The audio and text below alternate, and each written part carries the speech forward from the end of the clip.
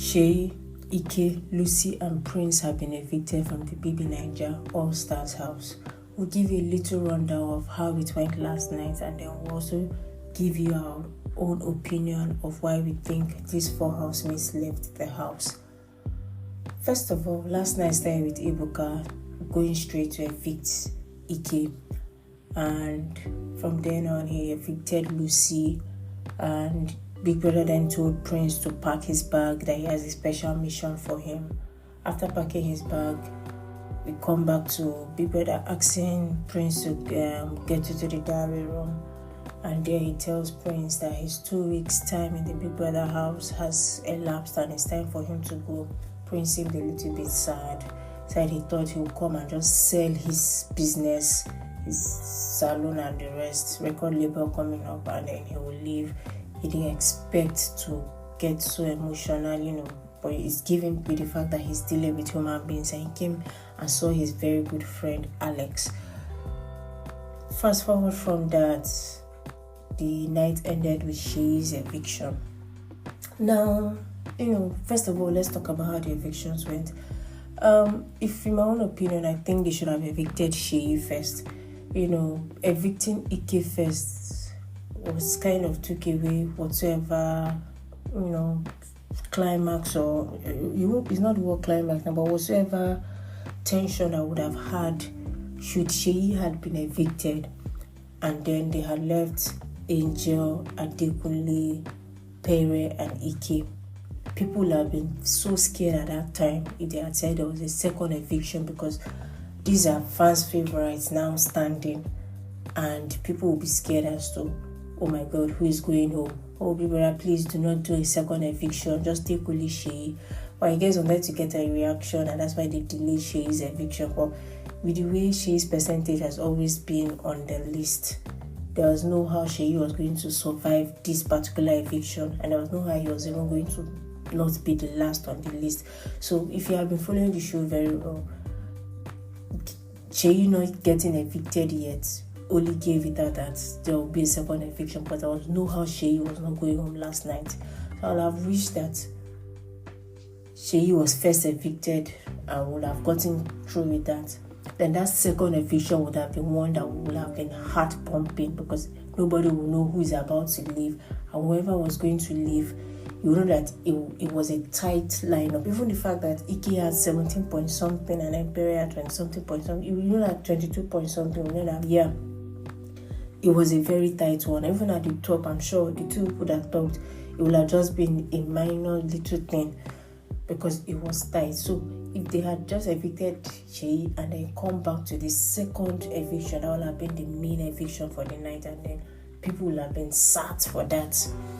Now let's go straight to why we think these housemates got evicted. Let's start with, we'll start with Seyi, but I think Seyi is honestly given. And I think what caused Seyi's outrage, the very genesis of it, was the fact that the first time Seyi came last, or did finished as the last person on the pool, on the table, the jury saved him. And I think that's when Nigerians started getting angry, because he said saying it was unfair. Princess should not have gone home. Seyi should have gone home. And then it happened a second time. He finished below everybody and Juriel went home. That further infuriated Nigerians, and they were like, oh no, they're not going to see to it, that they're just saving Seyi.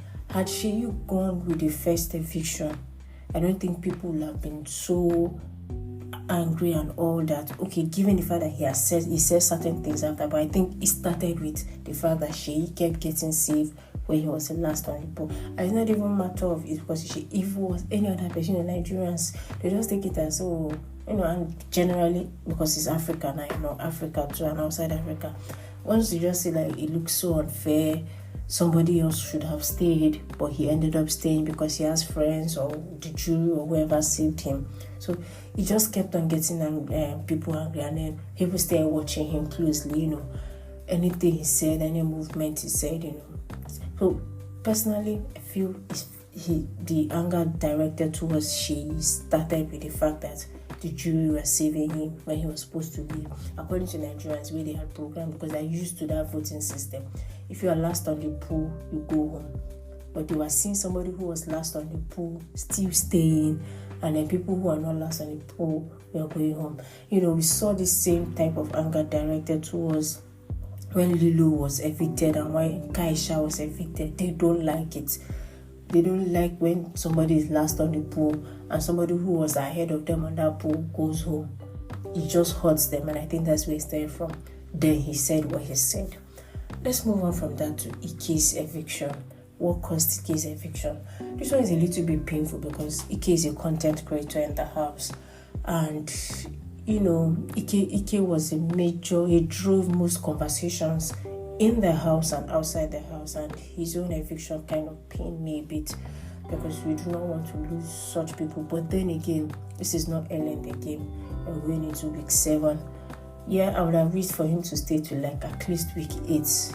Then you can now lose those type of housemates, those ones that actually help to drive conversations, those ones that they're not scared of speaking up, they're creating content, things to talk about, making the show interesting.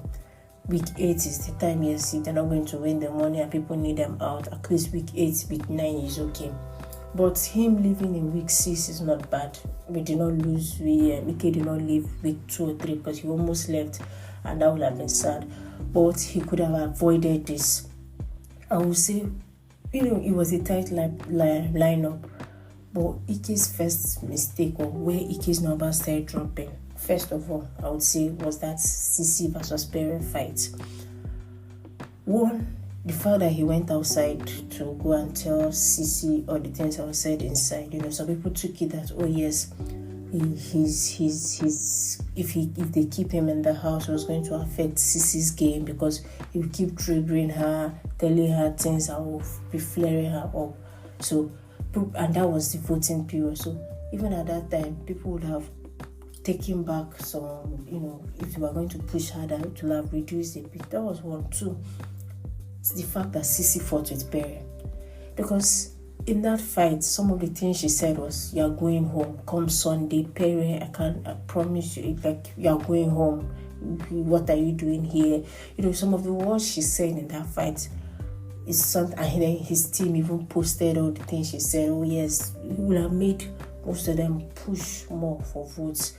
Even though we're not going to put that extra effort, just to show Sisi that, yes, we are going to show you that your words are not going to carry weight on Sunday. And this is the second time Sisi is making that mistake. If I wouldn't say it's a mistake if Han Perry planned it from outside, because that was something that helped to push Perry's fan base. That statement, "You're going home," and the whole insult she hurled at him. And it's voting week. There is nothing like that would help to push someone's fan base for them to vote. Except Han Perry planned it out, because they've not necessarily from outside, so you cannot even know what is going on here. But they are sworn enemies now in the house, kind of. So why would somebody who is an OG do that? That is just pushing him a step higher in the list. And this is the second time she's doing, like I said, because she also did it for Ilebaye. That Ilebaye has so many arisers now. I won't say there are so many, but the fact that she has arisers now is because of the insults Sisi gave her when they were fighting. "You are nothing, you are going home on Sunday." Why does she even always say that? Because when you say that, in Nigeria, you just build arisers for that person. And the same thing she did for Ilebaye. The insult she gave Ilebaye is what made people arise and say, "Oh, you think she's nothing? We'll show you she's something." And she keeps doing it in that house and thinking she has words to insult people and all. She will be building fan bases for people, and it will shock her when she comes out. We'll leave that at that. Another thing again that saw Ike's numbers drastically reduce or go down a bit why he got evicted was also a conversation he had with Mercy, when they were at the poolside, and he was clearly telling Mercy kind of he wanted to come back to her life, either take first place or replace white money right now. And he was trying to push him towards Sisi. "Oh yeah, you still need Sisi. Sisi must not be alone." And he went, "Oh, whoa, that one, you are not my number one, Mercy. I can easily push her away and bring you in if you agree. There was this kind of desperation. But the way he put Sisi in that light, people who were already voting for him were kind of Spartans because they said they were going to vote. But the way he was speaking there, like Sisi did not matter much to him. And the fact is that Sisi actually might matter more than he insinuated to Mercy. But because he was speaking to Mercy and it is Ike never really thinks about the outside like that. So he wanted to downplay whatever was with Sisi just to get Mercy to come to him. And that's his ex, and kind of he still really likes her. But the Spartans and Sisi's fans that were voting for him were voting based on the fact that him and Sisi are very good friends. He has been taking care of Sisi, and he places Sisi ahead of Mercy. In the conversation, he was placing Mercy ahead of Sisi, and it will have worked for him to at least get Mercy's fans if he has not been going around the house and saying clearly and openly that he wants Mercy to go home, it to be over his dead body before Mercy can win the show. And statements like that, he doesn't like Mercy. So if any Mercy fan wanted to vote for him, but those utterances he has even said before, why would you vote for somebody that has clearly said if he cannot win the money, the next thing he's going to do is make sure Mercy does not win the money? Of course, that would scare most of our fans from voting. And then these other ones who are supposed to vote for you, you are already placing this babe ahead of their own babe. So those two main events were things that probably would have shaken Ike's votes a bit. And we ended up seeing Ike leave the house. That also with the fact that, Perez team can do, it still pains me how Maria left, and I'll just leave it at that. The next person who left was Lucy, and we all know Lucy's eviction. She wanted to go from day 2. And we'll just quickly speak on Lucy wanting to take voluntary exit. I personally think that Lucy came to ship, not necessarily ship, but probably form something solid with Perry. Because the first day Babe entered the house, people were picking beds. There were a lot of other free beds, at least 2 or 3 beds, because people were even upstairs. As at that time, Mercy and Floyd were sleeping upstairs. But Lucy decided to move to Perez's bed straight day 1 that you just entered it. And I think that was her first mistake, because she was expecting, maybe there will be something with Perry. There are free beds, but you decided to share a bed that night with Perry. And that very night, Perry got up and went to share a bed with Kim. That was probably one L that she couldn't take. And the next day, we saw her. Kim just said something to her. She flipped and she wanted to go home. At the time, Perry was the one also that came back to console her, tell her not to go, begged her. By the time he held her hand very well, she did not want to go again.